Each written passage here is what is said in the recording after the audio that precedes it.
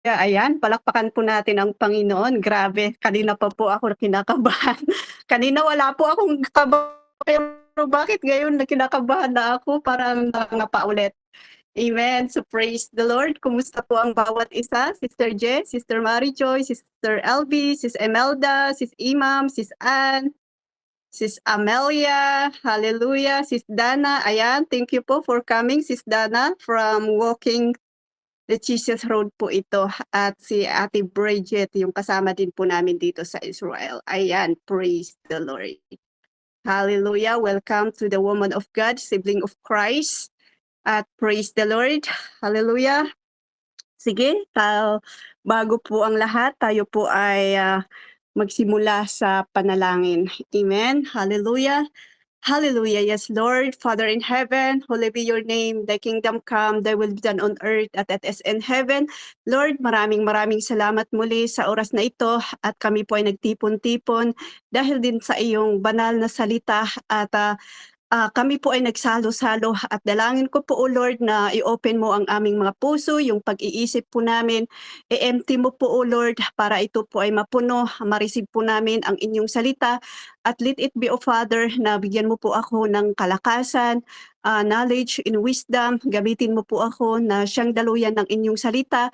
At kung ano man po, O Lord, ang aking mabibigkas, ay ito po ay makakapagbigay ng encouragement, empowerment, transformation, O Lord, or anuman po, O Lord, ang pangangailangan ng aking mga kasama dito as a woman of God, ay sila po, O Lord, ay mai-encourage at mapalapit pa po sila sa iyo sa pangalan ni Jesus. Patawarin mo po ako dahil hindi man po ako magaling magsalita, but let it be, Father, na ikaw po, O God, ang gumamit po sa akin. I surrender it in the name of Jesus, that truly by the power of the Holy Spirit, you will use me mightily in Jesus' name. So I declare, Father, na whatever the work of evil, it will not prosper, O God, but let it be, O God, that everything we do, it is always prosper because you are our God who is a victorious God into our life in the almighty name of Jesus. Kaya maraming salamat. We pray and declare that upon hearing your word, we will never be the same, but we will increase our faith in trust unto you to walk with you, Holy Spirit, in the almighty name of Jesus. Kaya maraming salamat. Ito po ang aking dalangin sa pangalan ni Jesus. Amen! Hallelujah! So ayan, shalom everyone. Kumusta po ang bawat isa? So ako po si Edson Puda, isang OFW dito sa Israel. So salamat po sa buhay ng bawat isa. Salamat po kay Sister LB na siyang nagbigay ng opportunity para makapag-share po ako dito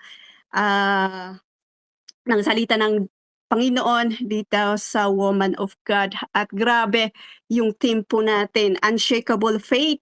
Grabe. So, ang hirap gumawa ng ang hirap to gumawa ng title. Grabe din yung pag-a-ask ko kay Lord po dito at nahirapan din po ako na gumawa dito kasi kahit din po ako is natututo sa aking paggawa ng aking topic for today. Kaya praise the Lord. So ayan, yun nga, yung team po natin dito sa Woman of God is Unshakable Faith. So sa atin po ba, natanong na po ba natin yung mga sarili po natin kung may unshakable faith po tayo?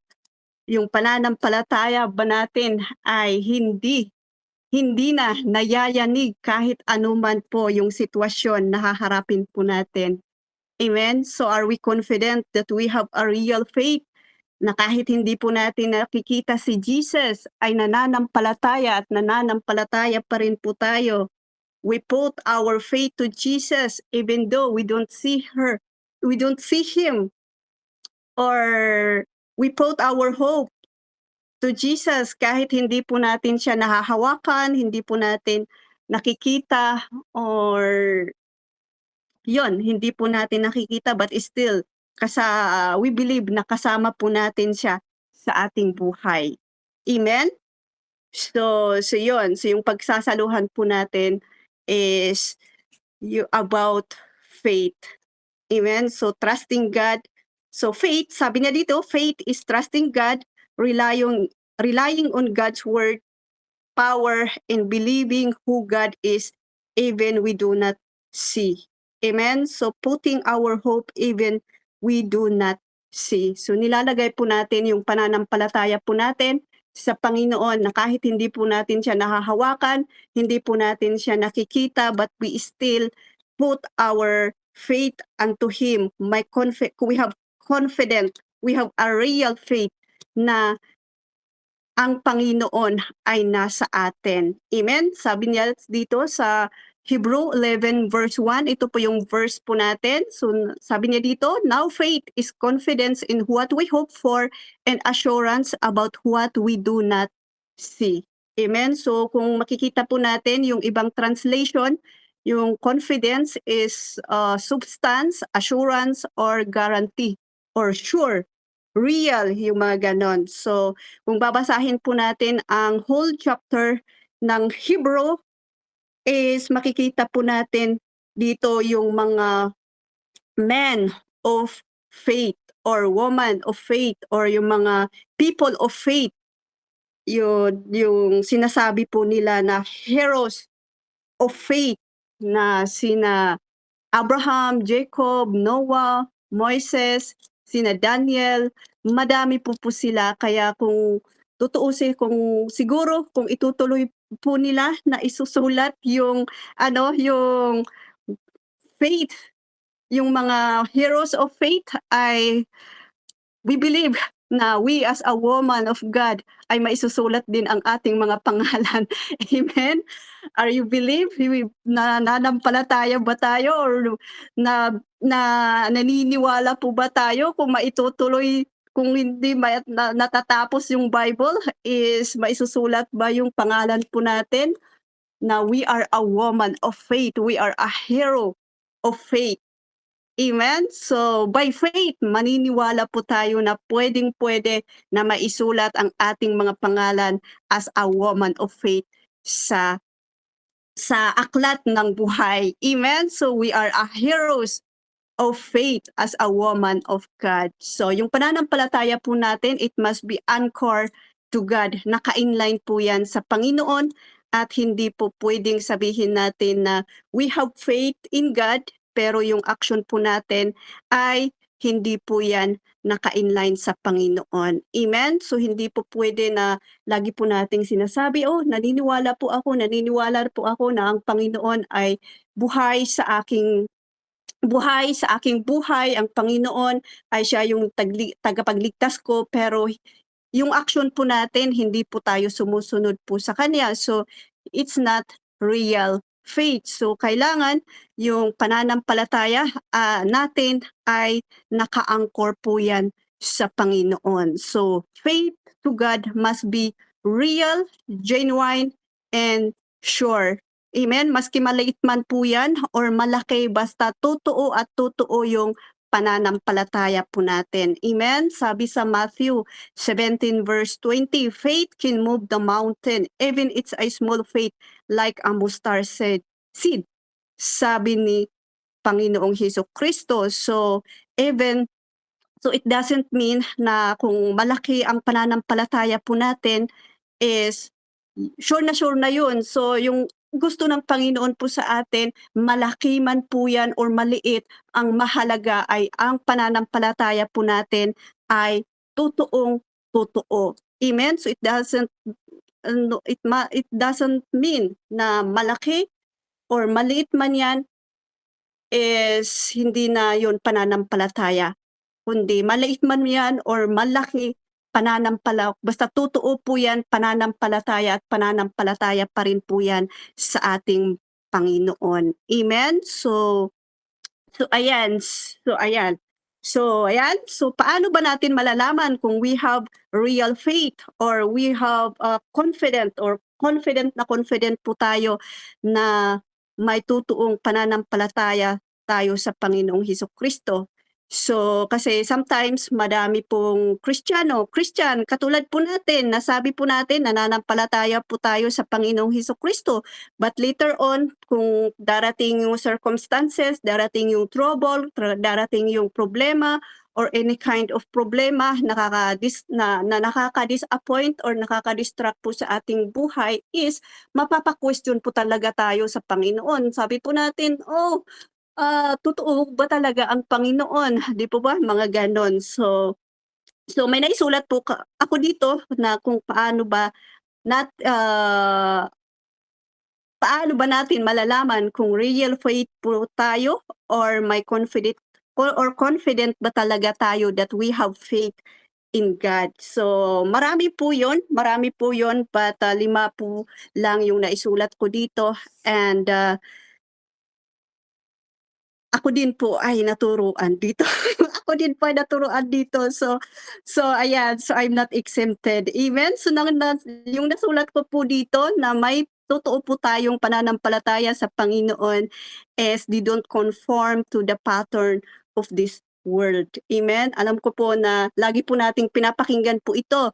But ito po yung isa na ah, magpapatunay po sa atin na yung pananampalataya at pananampalataya po natin sa ating Panginoon is hindi na po tayo nagko-conform dito sa pattern ng mundo. Amen? So Romans 12 verse 2, sabi na dito sa Tagalog, "Huwag kayong makiayon sa takbo ng mundong ito. Mag-iba kayo sa pamamagitan ng pagbabago ng inyong pag-iisip upang maunawaan ninyo ang kalooban ng Diyos kung ano ang mabuti, kalugod-lugod at ganap na kalooban niya." Amen? So, kung may pananampalataya po tayo that we have God into our life is hindi na po tayo nakiaayon dito sa takbo ng mundong ito, but we are already focused in renewing our mind. Amen? Nagfo-focus po tayo sa pagre-renew ng ating pag-iisip. Focus po tayo doon sa pagbabago para magiging kalugod-lugod po tayo sa Panginoon at kung ano man po yung pananampalataya po natin, yung belief po natin is mai-anchor doon sa ating pamumuhay na tayo ay nasa Panginoon. Amen? So ito po yung isa na we have faith na tayo na po ay na kay Kristo. We don't conform to the pattern of this world, but we conform to the pattern of the Word of God. Amen? We focus in renewing our mind. Amen? So, nagpo-focus po tayo sa pagbabago at kung ano yung will ng Panginoon, ayun na po yung sunod-sunod po natin.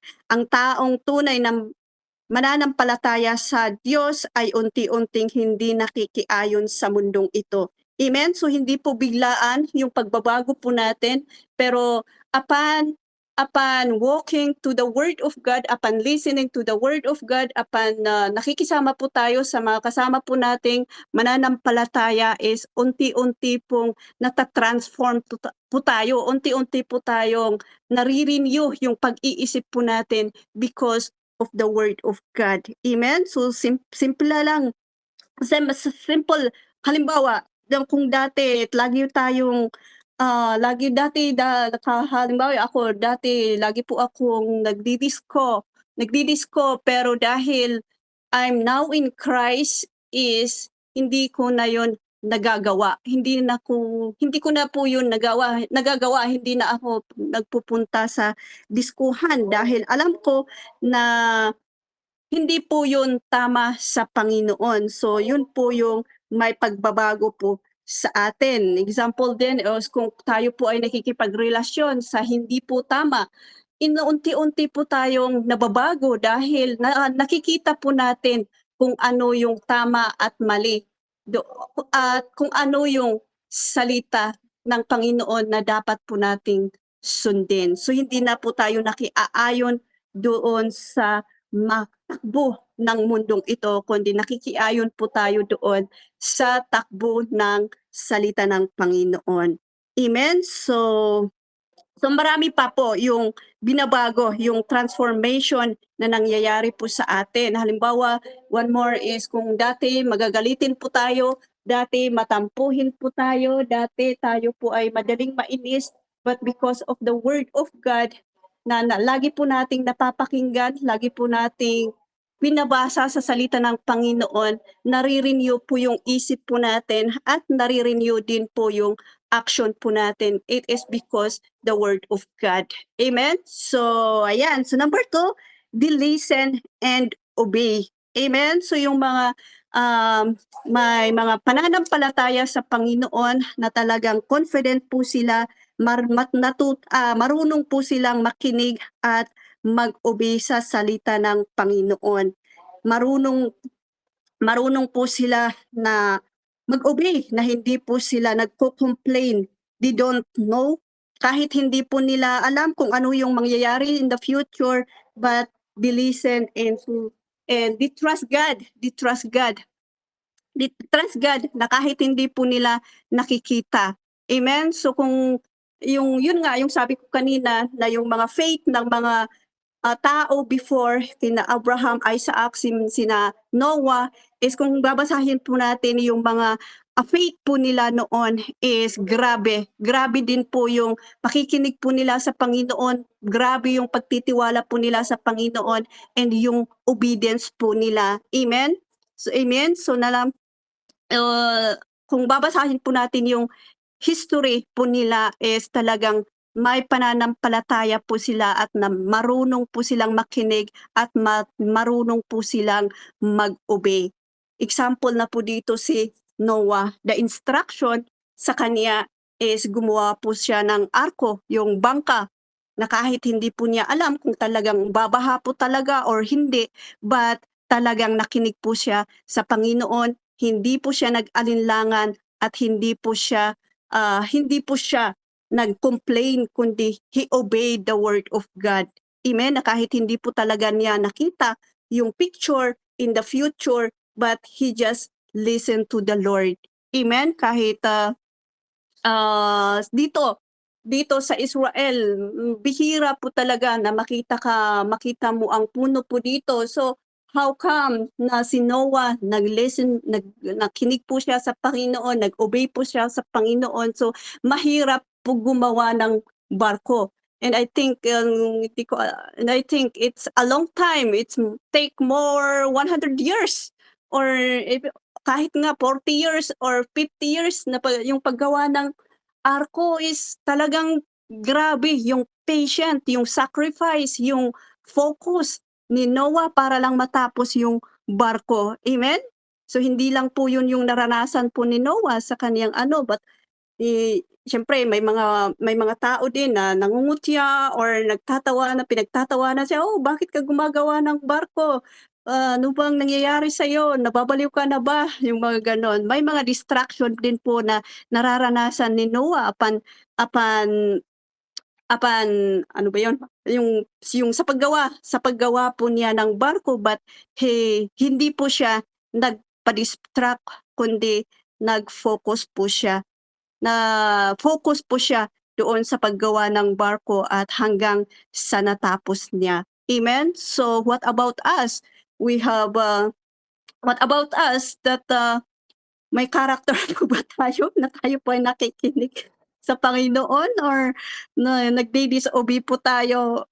Amen? So, yan. So, what about us? We have that character to listen and obey God. Baka nga wala pa tayong nasimulan is nagko-complain na po tayo. Amen? Kaya ayan, so sometimes madami din po tayong complain, pero yun natututo po tayo dito sa mga pananampalataya ng mga heroes of faith doon sa Old Testament. Old Testament na talagang listen and obey the word of God.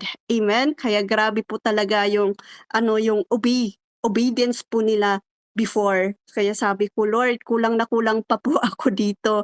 Praise the Lord. I hope na sa time na po ito is I just listen and obey to the Lord. Hallelujah. So, yon. So, listen and obey to the word of God. So yan. So number 3, natututo po ba tayo? Hallelujah, praise the Lord. So number 3, sabi niya dito, they don't give up even in difficult times. Amen. So yung mga faith, heroes of faith, woman of God, faithful, they don't give up. They don't give up even in difficult times. Amen. So si Noah na naman, tingnan po natin, kahit sa difficult times, marami din po siyang na-sacrifice, maraming discouraged na kanyang na nararanasan, hindi po siya nag-give up. Ginawa niya yung barko na tapos buong-buo at kahit sinasabi nila sa kanya na baliw or bakit ka gumagawa ng barko, ano bang nangyayari sa iyo? Ang init-init, ang daming pwede mong gawin, bakit ganyan pa barko? Pero hindi po siya nag-give up at sa hindi po niyang pag-gi-give up ay natapos po niya yung barko at nang matapos ay yun na po, dumating na po yung baha at yung barko, yun din po yung nag-shelter po sa kanila pagdating ng baha. Amen? So grabe no? So kung tayo po ay kinukutya dahil sa ating mga paghahali, hallelujah, dahil sa pag-join po natin dito sa online, nakikinig lang is wag po tayong mag-give up dahil naniniwala po tayo na ito po yung magbibigay ng kalakasan po natin, ito po yung magbibigay ng kaligtasan po natin, protection po natin. Ang mahalaga is nakikinig po tayo tapos nagtatrabaho po tayo, di po ba? So hindi naman po rin maganda yung nakikinig ka lang, tapos tapos may gagawin ka ng iba. So, pwede naman pong sabay kasi online naman po tayo at sa experience ko sa pakikinig ko is natuto din naman po ako sa salita ng Panginoon. So, habang nagwawalis, habang nagtutupi ng damit, yung mga ganon, sinasabay yung pakikinig ng salita ng Panginoon. So, yun. So yun, hindi po ako nag-give up sa pakikinig ng salita ng Panginoon kahit sometimes sumusuko na, umiinit na yung tainga, but praise the Lord pa rin sa biyaya ng Panginoon dahil siya pa rin ang nagbibigay ng kalakasan po natin. At naniniwala at nananampalataya po tayo that there will be a time na yung salita na napakinggan po natin ay siya yung magpapalakas at magpapalakas po sa atin. Amen? Kagaya ni Noah na hindi po niya sinukuan yung paggawa ng barko hanggang sa natapos is yun din po ang nag-shelter po sa kanila pagdating ng baha. Amen? Amen? Kaya never give up to our faith, to our Lord. Kung alam po natin na ito po ay bubuti po natin para sa Panginoon na kahit hindi po natin nakikita, kahit hindi po natin nararanasan, don't give up but continue to praise and worship the Lord. Amen? So yan, never give up to praise and worship the Lord, to learn the word of God. Amen? Dahil there will be a time na kung puno na yung puso, yung isip mo sa salita ng Panginoon, gagamitin mo ito sa iyong buhay. And I have no doubt na ito po yung pinaka-best na pampalakas po sa ating buhay. Amen? So ayan, praise the Lord. So number 4, they honor God. Amen? So yun, they honor God. So they honor God na siya yung Panginoon sa kanilang buhay. They honor God na siya yung napakapangyarihan sa ating buhay. May takot po sila sa Panginoon. Amen? Na kung ano ang sasabihin ng Panginoon, na-acknowledge po nila na matutupad na kahit nga hindi po nila nakikita at kahit hindi po nila napipicture sa kanilang future, but they always acknowledge that God is most powerful sa kanilang buhay. Amen? Kaya mataas po yung pag-o-honor, yung pagdadakila po nila sa Panginoon na mataas yung paniniwala po nila na matutupad at matutupad yung sasabihin ng Panginoon. Amen? Amen? So they acknowledge the power of God na He is the source of everything. Ang Panginoon ang siyang nagbibigay ng buhay dito buhay sa lahat dito sa buong mundo. They acknowledge na, 'di ba, yung paulit-ulit po na malaki yung faith po nila na yung Diyos nila noon is ito po yung Diyos na pinapanampalatayahan ni na Abraham, Isaac, and Jacob. Kaya hanggang din ngayon is inuulit-ulit po natin na yung God ni Abraham, Isaac, and Jacob is napaka-powerful na Panginoon. Kaya napakalaki ito na they have a big honor to God. Amen? So I hope na ganun din po tayo as a woman of God na mananampalataya, that we have big honor to God na mas makapangyarihan po siya kaysa sarili po nating pagdidesisyon.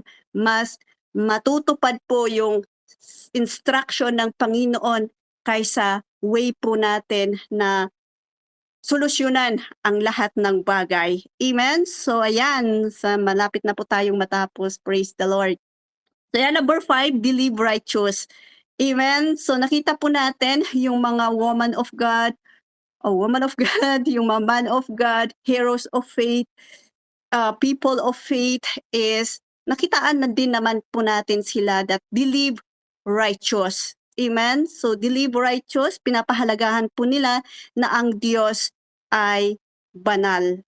Amen? Nung pagtawag niya kay Moises, unang-unang pagtawag po niya kay Moises, pinatanggal po niya ang tsinelas ni Moises. At sinabi niya, basta tanggalin mo yung tsinelas mo dahil ang lugar na ito ay banal. Yun po yung sabi ni Lord. Kaya believe righteous at pinapahalagahan po nila na ang Panginoon ay banal. And sometimes ito din po yung weakness po natin as mananampalataya.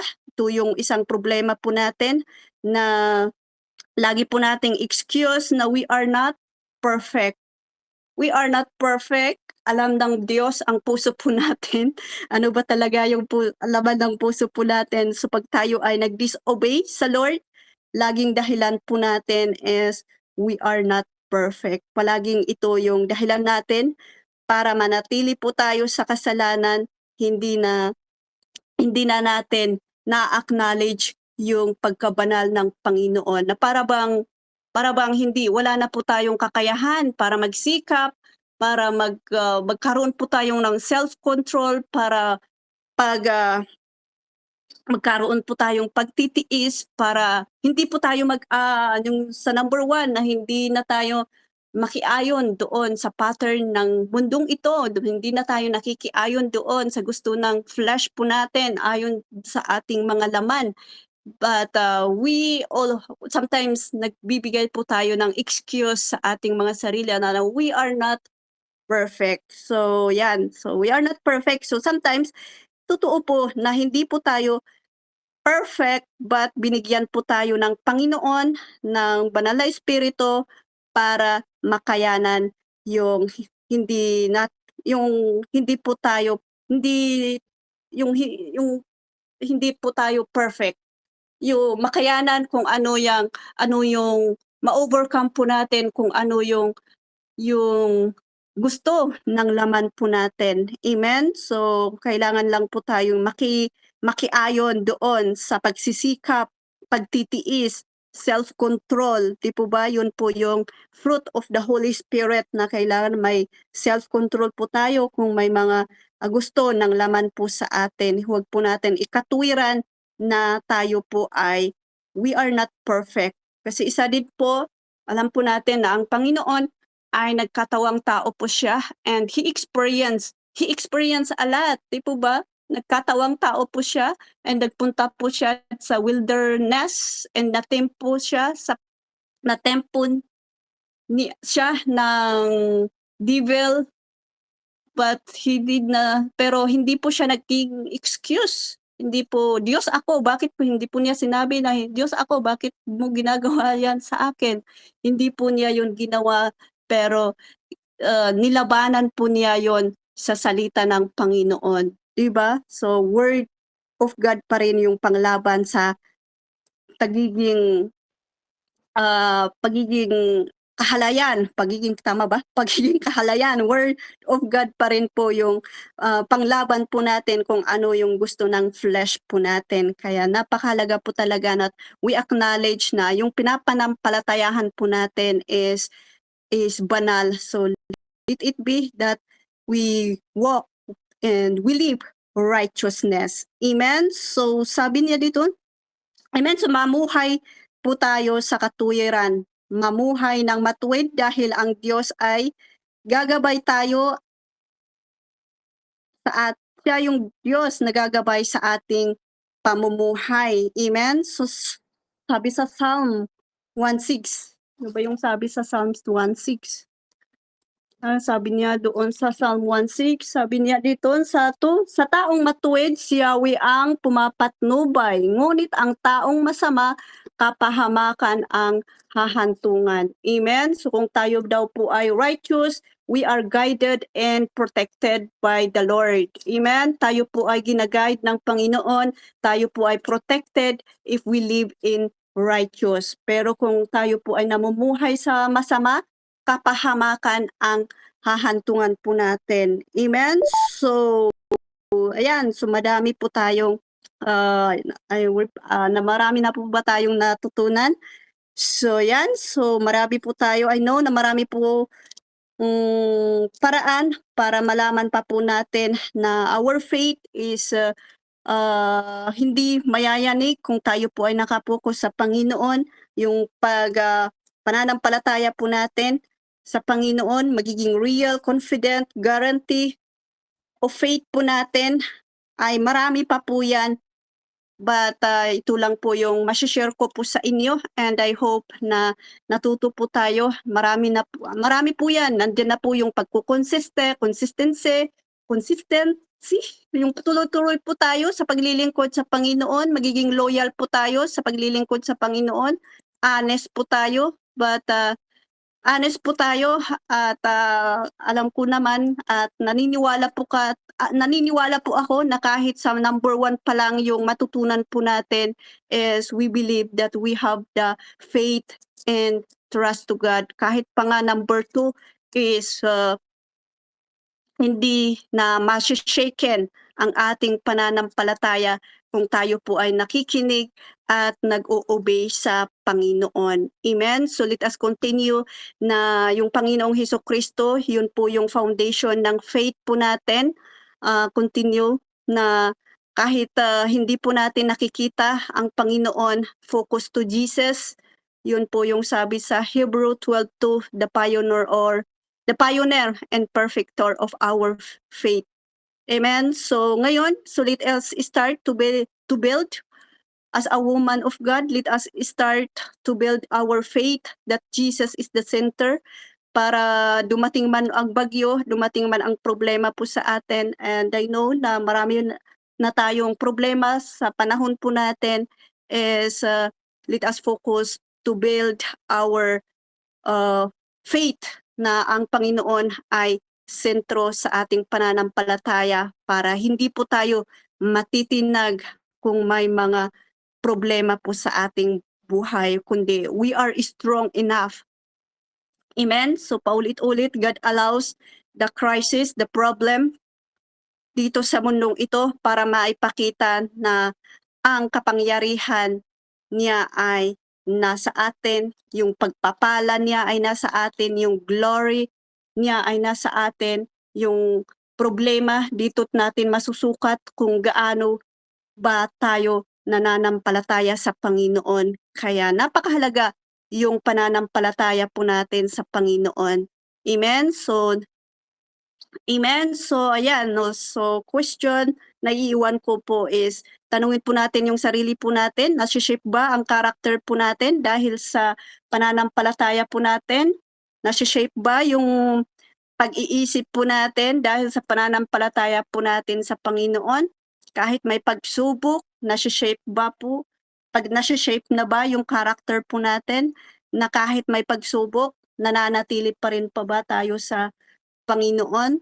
So yun, yung may iwan ko na tanong na tayo rin po yung magsasagot sa ating mga sarili para magiging confident po tayo sa pananampalataya sa Diyos at magiging matatag po tayo dahil alam po natin na ang Diyos ang ating kasama that nilagay po natin yung hope po natin, yung pananampalataya po natin at yung trust po natin sa pangalan ng ating Panginoong Hesukristo. Amen? So ayan, praise the Lord. So yun lamang po, glory to God. At I hope na marami po tayong natutunan and tayo po ay manalangin. Hallelujah. Yes, Lord. Thank you, Jesus. Thank you, Father. Thank you, Holy Spirit. Maraming salamat muli sa iyong salita na aming napagsalusaluhan. And I know, O Lord, na ikaw po, O God, ang patuloy na kumilos sa puso ng bawat isa. At tinadalangin ko and I declare, O God, that you will make them a woman of faith na whatever, O God, yung pagsubok na nararanasan po nila, O God, they will overcome it because of their faith unto you in the almighty name of Jesus. I declare, O God, that they receive the confident, the real faith unto you, O Lord, na Lord, anuman po, O Lord, yung mga hindi ko pa po nasabi, O Lord, Panginoong Hesukristo, by the power of the Holy Spirit, ikaw po, Lord, ang magre-reveal po sa kanila at ikaw po, O Lord, ang magpatuloy na magturo po sa kanila sa pangalan ng Panginoong Hesukristo in Jesus name. Amen. Amen. Salamat po. Back to you, Sis Je. Amen. Ayan, amen po, purihin ng Panginoon. May klase na po si Ate G. So, ayun po, ako po muna yung mag-take over. Palakpakan po natin ang Panginoon sa buhay po ni Tita Eds. Hallelujah. Ayan, I believe na lahat po tayo na pagpala po sa salita po ng Panginoon. Bago po tayo dumako sa insight, ayan, tayo i-shout out po muna natin ang mga nasa room. Ayan po. Hello, Ate Ay, Ma'am, Tita LB, hello po, Tita Melda. Ayan, Ate Dana, hello po. Ma'am Dana, hi Tita Ann, Tita Fe, hello po Ate Mary Ann, Ma'am Brinette, and Ate Jane. Yan. So welcome po sa Women's Ministry and of course sa Nanay Amelia na handang-handa na mag-share ng kanyang insight. Praise the Lord. Hallelujah. So ayun po, narinig po natin yung unshakable faith. Alam niyo po na bakit mahalaga yung faith? Bakit pinapag-usapan yung faith? At bakit kailangan unshakable? Yun na nga yung binanggit ni Tita Eds, no, yung 5 na yon.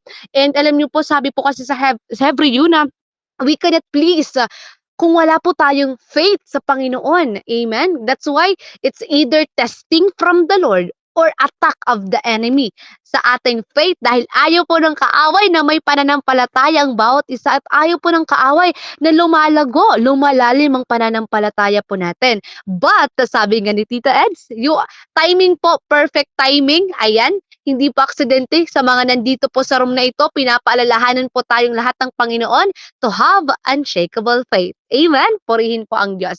Sige po, sino po ang nais mag-insight, karagdagan, ang natutuhan? Sige po, Nanay Amelia, meron ka po ba ang gustong Amen. sabihin? Praise God. Amen.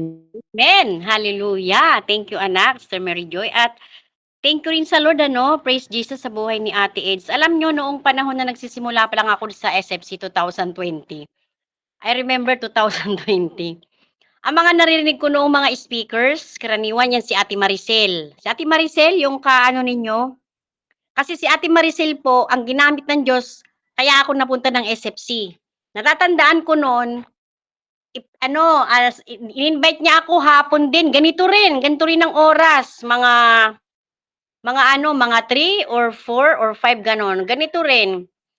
Sa SFC Mamshis. I was remember, naaalala ko 2020. Hindi ko makikilalang SFC, hindi ako mapupunta dito ngayon kung hindi dahil kay Ate Maricel. Yung nasa Dubai dati na ngayon ay nasa Thailand na. Yung speaker kahapon sa SFC OFW, siya po ang nagpakilala sa akin sa SFC Family Ministry. Kaya, noong mga panahong yun, ang mga speakers, yan siya, si Ate Mega, yan, mga naririnig ko, yung sina Ate Kesley, yan, siya ang BM, di ba, ng Women's Ministry, si Ate Kesley. Tapos yung panahong yan, sila yung mga pioneering noon, sila yung mga seniority, ganun. Tapos by this time, sabi ko, grabe, people come, people go. Ano, may nilalagay ang Diyos kapag may tinatawag ang Diyos, may nilalagay tapos pag umalis, may inilalagay uli. Ano lang it's because of faithfulness of God. 'Di ba sabi nga, hindi man tayo faithful, God is always faithful para maglaan at maglagay. Yung sa 5 yon, naisulat ko naisusulat ko talaga na. Simula nung ako ay number 1, sabi dito, do not conform to the pattern of this world, Romans 12:1 and 2. Faithful doesn't want to conform of this world. Number 1 yun. Tapos 2, listen and obey. Number 3, faithful never gives up. Number 4, faithful honor God because they fear in the Lord. May takot sa Diyos. And number 5, faithful are heroes of God because they are righteous and holy. God calls us to be righteous and to be holy. Ang pinakang naano ko po dito is yung number 3. Lahat gusto ko lahat gusto natin, ang ganda, praise Jesus sa buhay ni Ate Eds. Ngayon naman, OFW pa rin, nung panahon si Ate Maricel ang naririnig ko, ngayon, si OFW pa rin, si Sister Eds. Grabe grabe talaga si Lord sa mga OFW, Number 3, yung pinakang ko, faith, kasi nasa panahon ako nito, na kailangan ko nito. At kahit siguro kayo, faithful never gives up, even in the difficult times and situations. Kanina, sabi ni Sister Eds, may narinig ako sa kanya na kapag ang isang mananampalataya ay may faith, yun ang napakahalaga sa isang mananampalataya. Kahit daw maliit o malaki. O kahit, yung maliit o malaki, sabi niya kanina, basta meron kang totoong faith. O kasi may fake, fake faith. May true faith di ba? May fake. Kung may fake news, may fake faith din. Tama ba? May, di ba, yung mga fake healer, fake, yung hindi totoo. F-A-K-E. So, ito yung naano ko, faithful never gives up. Kasi, sa panahon ngayon, kailangan talagang pa-increasein ko ang faith ko kay Lord. Kasi,